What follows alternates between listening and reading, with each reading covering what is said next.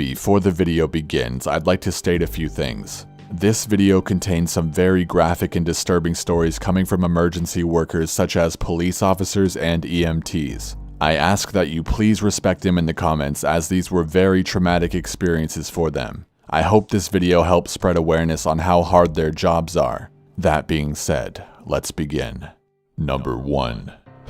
Okay, so I was an EMT in LA for 2 years many moons ago. So we get a call on a DUI who hit a bunch of cars at a stoplight. All hands get called on deck. When we get there, 5 units were already there, plus 2 fire trucks, cops, and everything else. It was absolute carnage. There were medics patching people up all over the scene, several critical transports. One EMT is treating the DUI. To say that he was blind drunk is not an exaggeration. His face was bleeding, but otherwise unharmed. This guy was in an old steel round fendered pickup truck and hit a group of cars going 50 miles per hour. Never hit the brakes. I head over to the medic who looked like he was in charge, and he immediately gave me a blue tarp.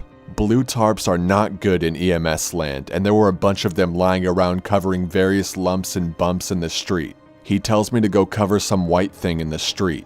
So, what had happened was that this big blue missile had hit a Pinto driven by this Hispanic family. The back blows open and the oldest child hurtles out of the back and 60 feet down the street and lands on his head. A human body, when thrown or dropped out with force, doesn't go boing, it goes splat. The kid's body blew apart like a bug on a windshield. Hence all the blue tarps. There were pieces all over the street. The white thing I was asked to cover up was the top third of the kid's skull. It still had tufts of hair on it. I had nightmares for years.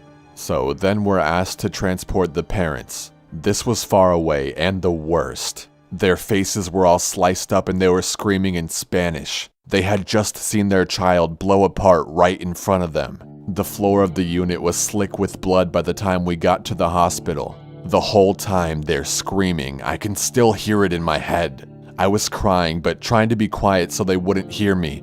I was heartbroken for them. They were carrying their new baby, 3 days old, in her lap, who got thrown into the windshield. Died 3 days later of cerebral hemorrhage. So, of their 3 kids, they had 1 left.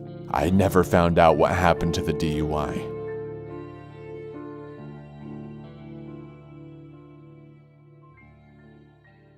Number 2.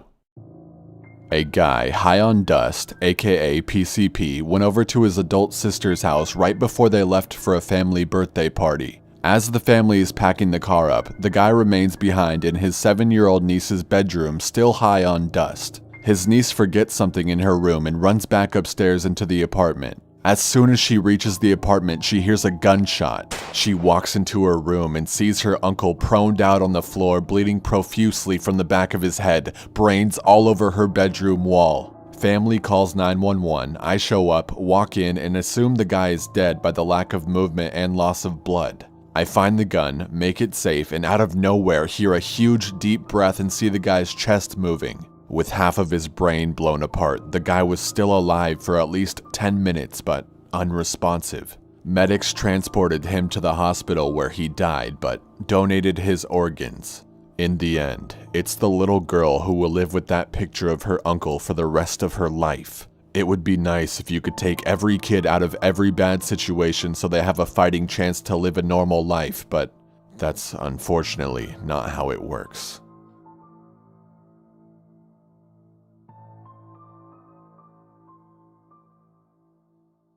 Number 3. So, a suicidal female walks to the top of a 9-story hospital parking garage. She does a backward swan dive off the top, trying to kill herself. She ends up landing on both of her feet, which take all the impact. Every bone from her feet up to her first rib is shattered, but somehow she was still alive as I got there first. She looked like a slinky as EMTs picked her up from the ground to transport her, which, in the end, was futile. But for the few minutes I was on scene with her, I was able to speak to the woman who was still conscious. The most peaceful and eerily quiet conversation I had with a person who knew they were dead. She talked about her family life and how she felt abandoned. She felt helpless and with no faith in life, just like a vicious dog backed into a corner. She wanted me to tell her family that she was sorry, but didn't regret her decision. Very stoic if you ask me. And someone who was intent on killing themselves, not just a cry for help scenario.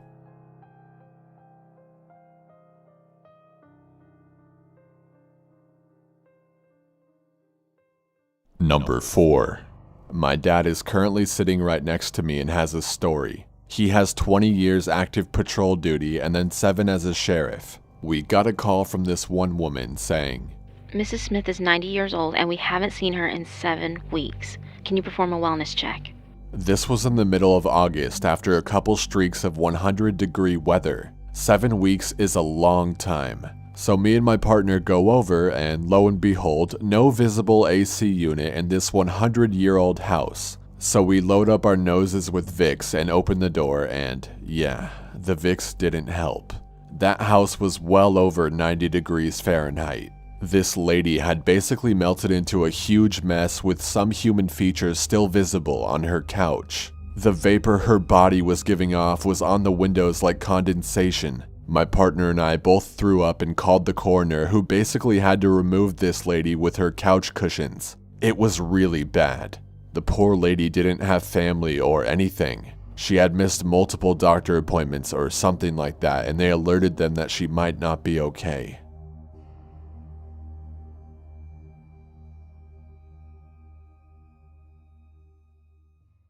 Number 5.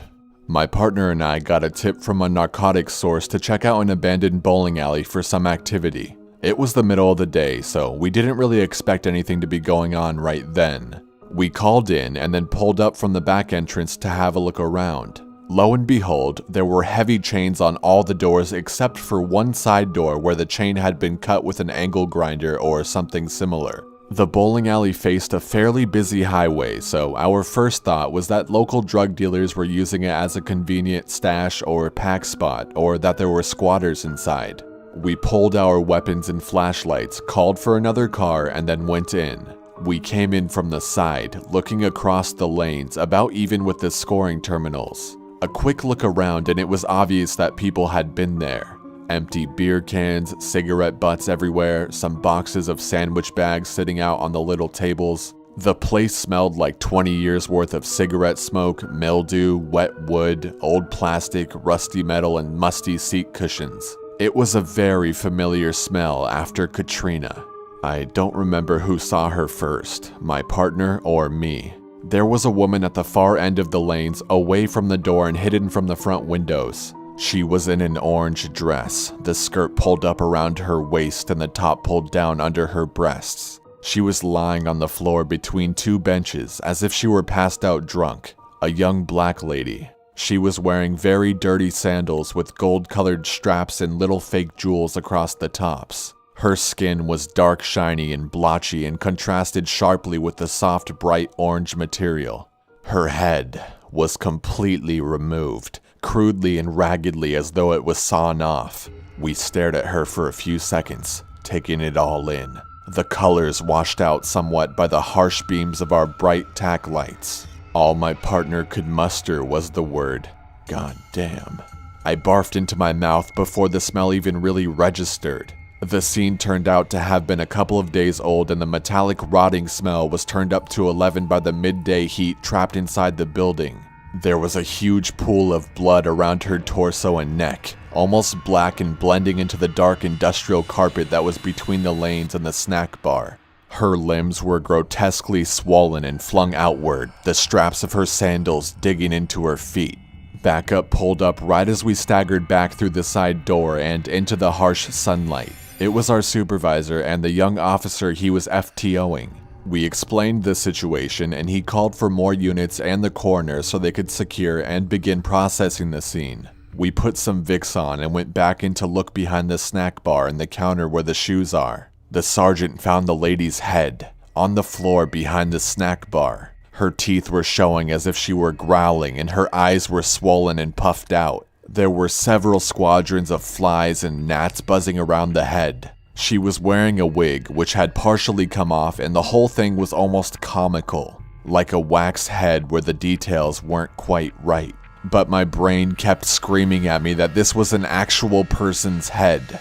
It felt like all the emotions I could possibly feel were fighting together in my stomach. I've seen hundreds of corpses throughout my careers, but this one was burned into the film of my memory. We continued to perform some mundane functions at the scene for a little while, but once others started arriving, our lieutenant sent us back to the office to start writing up our notes. The investigation later revealed the woman was a prostitute. She was involved with a drug dealer who used the bowling alley for business purposes and to entertain clients. I think the story came to be that she was offered as payment to another drug dealer from Central America, and this person murdered her while he was having sex with her, right there on the floor. He slit her throat with a knife and continued until she was fully decapitated either during or right after the rape. I think I remember that the suspect was identified, but I know he was never caught. This was, by far, the worst scene I ever saw firsthand.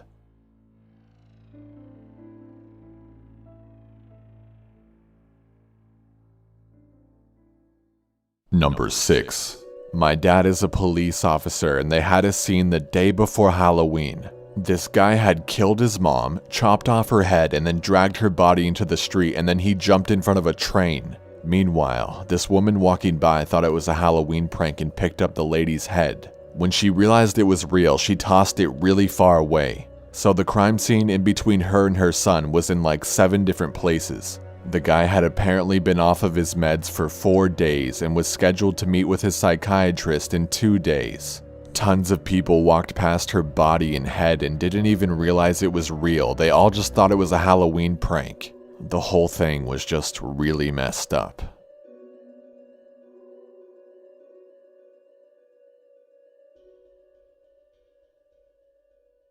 Number 7. I joined the military at 18 and became a cop. The very first night of shift, within the first 30 minutes, we got a call of a baby not breathing. I was with my supervisor at the time, and when the call came in, he put his foot down and didn't let up until we made it to the address. As soon as I ran into the residence, the mom was screaming hysterically and holding the baby, yelling, "Please save him!" over and over again. I was right out of boot and tech school and freshly spun up on CPR. I grabbed the baby and started CPR, knowing the whole time I performed it that there was no way I was going to bring this child back from the beyond. I could tell he had been gone for quite some time, and even if I did bring him back, it wouldn't matter because the brain had been without oxygen for too long. I kept on performing CPR until the paramedics arrived.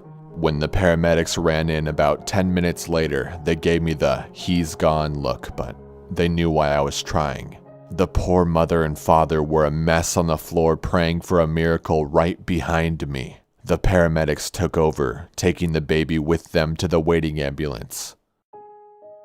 After the ambulance departed the scene with the baby and the parents, I remember standing on the front lawn with my supervisor and staring at the night sky smoking a cigarette, wondering just how in the fuck I was going to get through the rest of the night without bawling in front of everyone. Somehow, I remained stoic the rest of the night, but I did kill 2 packs of cigarettes.